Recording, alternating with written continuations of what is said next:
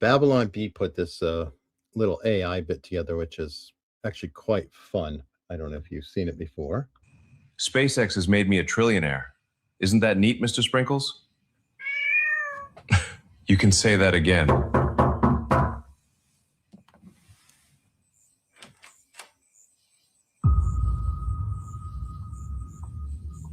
Do you need something? I hear you have $1 trillion. Yes, I am a trillionaire, but I don't actually have $1 trillion. I want it! There's no money. Give it to me!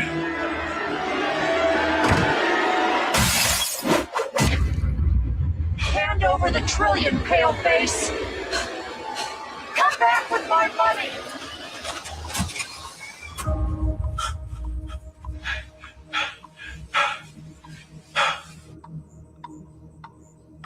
Where are you going with our $1 trillion, comrade?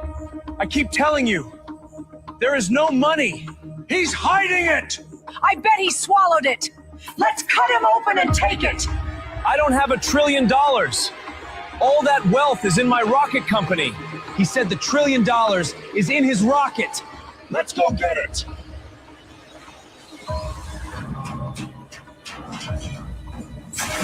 Let's start smashing stuff until we find the trillion!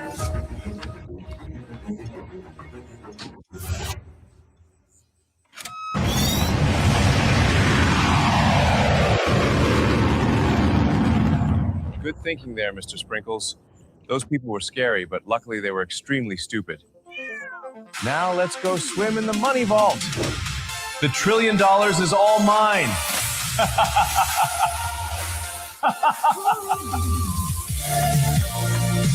You left your name on my phone. I like the cat helping him, Mr. Sprinkles. Oh yeah, Yeah, you got to have Mr. Any Sprinkles wealth here to redistribute? No, just red rocks. Rats.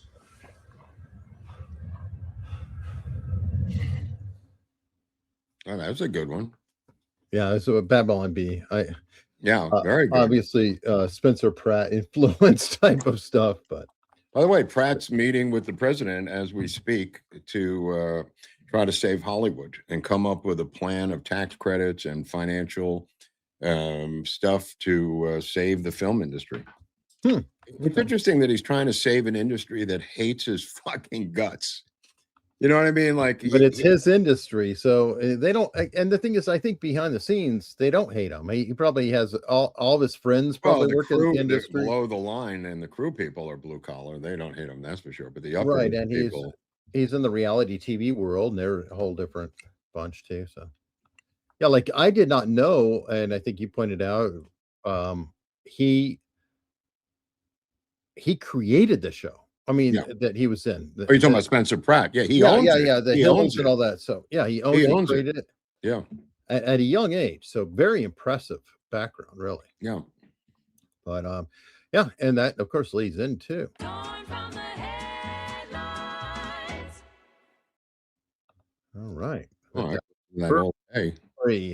This is what I was referring to earlier in the show. This woman who was in charge of the largest LA nonprofit homeless organization tied to the city of Los Angeles through money from taxpayers, collects $1.6 million, which is, of course, by itself completely insane. The part that's even more insane is that she lives in fucking Hawaii. I mean, it's just shocking. And her mother, they bought condos there. They live in a luxury skyscraper. She works by remote control to deal with the homeless from another state. I'm shocked that they don't have a law saying you have to be a resident of the city that's giving you $1.6 million. What is kind of ironic that the person in charge of homeless doesn't have a home where she's working. So she probably could just make the argument, Mark, I'm homeless here. I'm representing them. I have to stay in Hawaii. Well, the irony is she also tries to explain her $1.6 million in one of the craziest explanations of accrued vacation time. And it's 40, she claims it's 40 years of accrued vacation time. And listen, the New York Post has changed the entire game here because they are doing this. And the LA Times is just in a fetal position down in El Segundo while this paper takes over the entire city. Which, in my opinion, LA Times is giving it to them. Yeah, I mean, absolutely. Just send reporters out. Go find a story. Go break a story. They won't. They're politically strangled. They cannot do anything. They cannot report what's going. It's really, a complete Marxist newspaper at this point. So the Post has free reign. Yeah, free reign. It's smart of them to move in there. They've Yeah. Yep. Good on them. KO'd Paul wannabe. No, this is your friend from last week, the guy who got the shit beaten out of him. Apparently no stranger to cops. Democratic congressional candidate who was knocked out and arrested in Hawaii last week. Has at least three active criminal cases against him.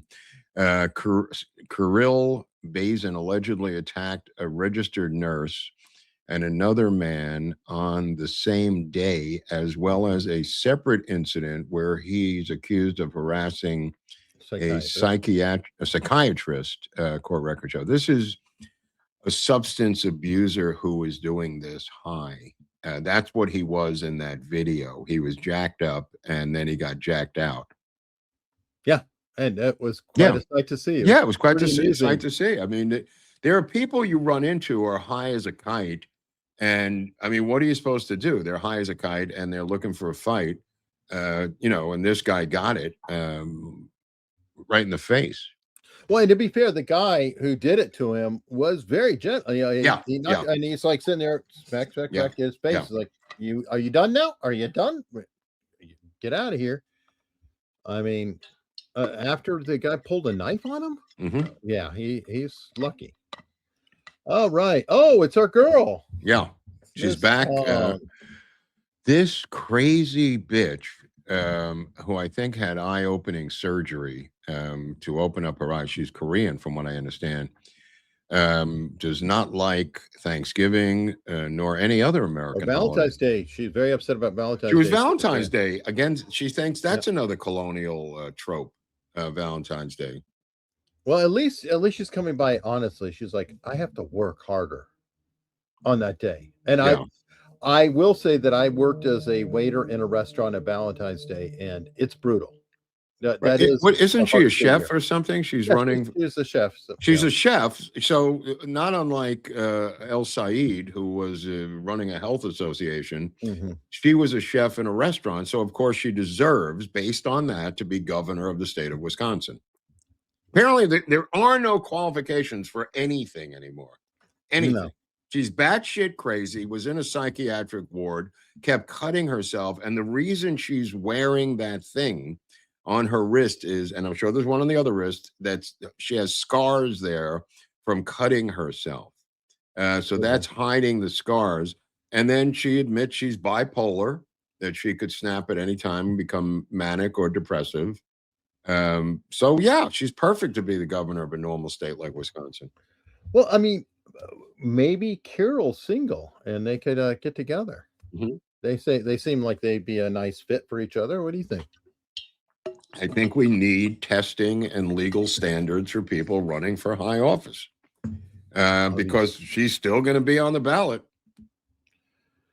Yeah, unfortunately. Well, it wasn't really a problem before because there were always lunatics who would try to run and they were a joke. The problem is that the lunatics are getting traction now. Because regular people are not willing to put themselves through this process.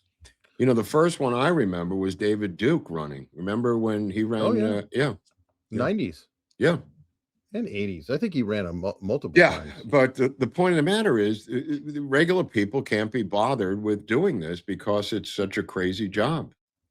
That's true. But I mean, we had communists that have run. One guy that ran from prison all the way back in the 30s and 40s. Again, Eugene Debs. Debs. Yeah. So these people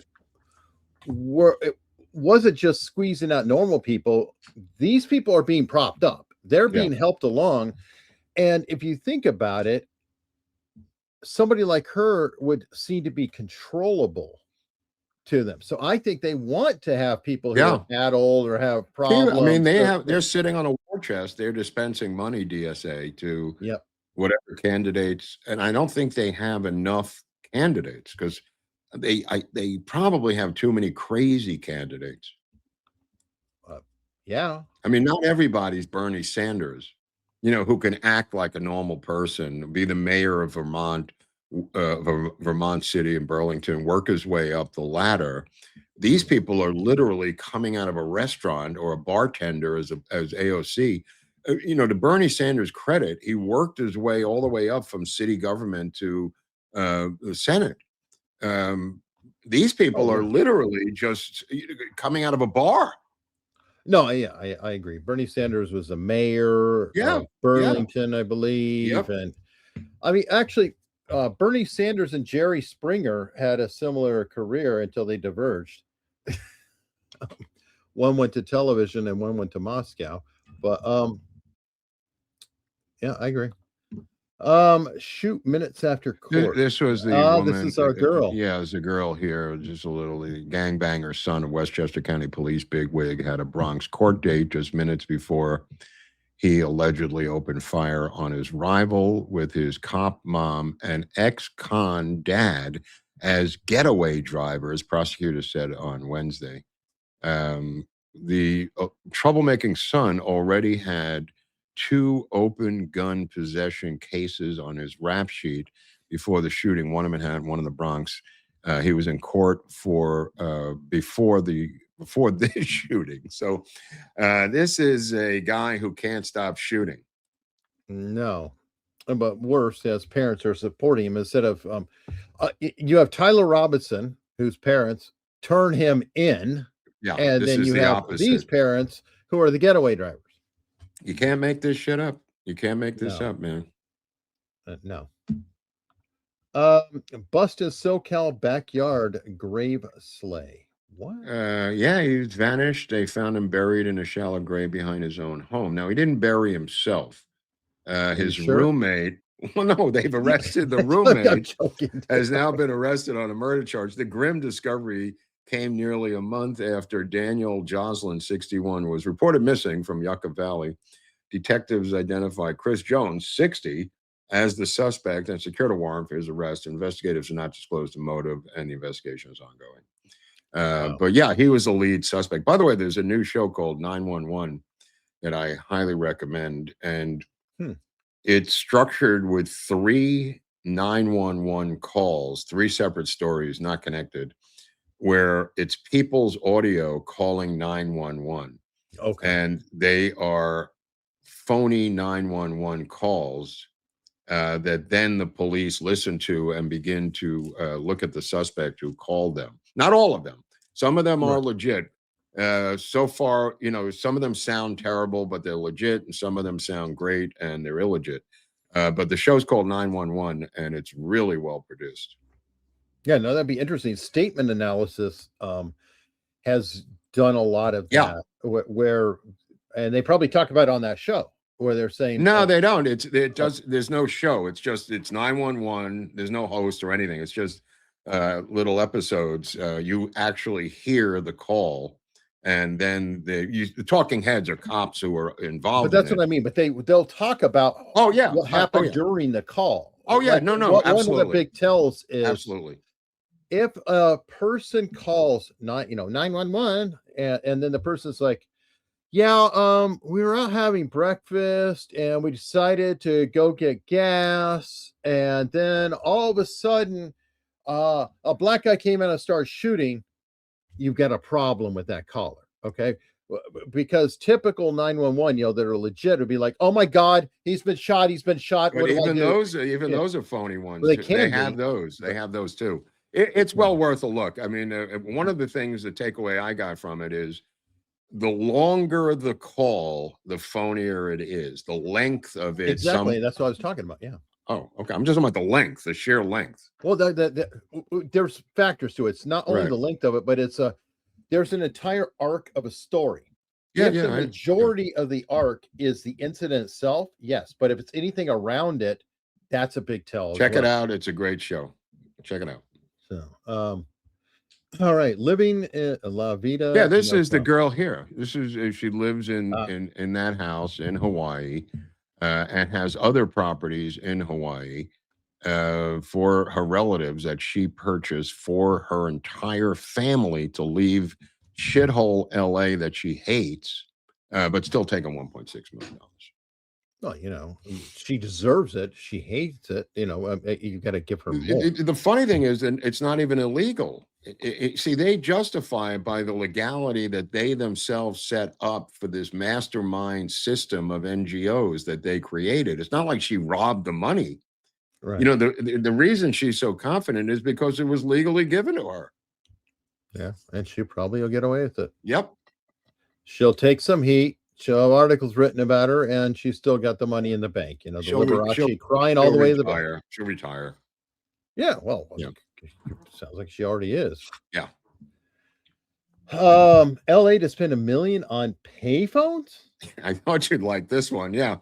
The budget is underwater, but they have decided to spend $1 million installing old-fashioned payphones around the city of Los Angeles because, again, some contractor who has a friend in City Hall said, I can do this for $1 million, keep 300,000 for himself. This is the reason I'm saying this. It's not about the phone. Right. It's about the structure of the fraud. These outside contractors have friends. They come up with a scheme. They get money. They keep part of it. And then this is the result. Well, it's a good scheme, too, because it's not like anybody will notice when they don't work. No. Forget about working. Well, no, I'm saying that you could launder even more money out of it. Nobody's going to check behind you or anything else. No, but they have tons of these types of scams is what I'm getting at. Again, legal. The question is, who needed these phones? Where was the union outcry for sell? They already gave them Obama phones. Yeah. And I think anyway, there were Bush phones before that. Get a kick out of it. By the way, Obama phones, there were Bush phones before that, too.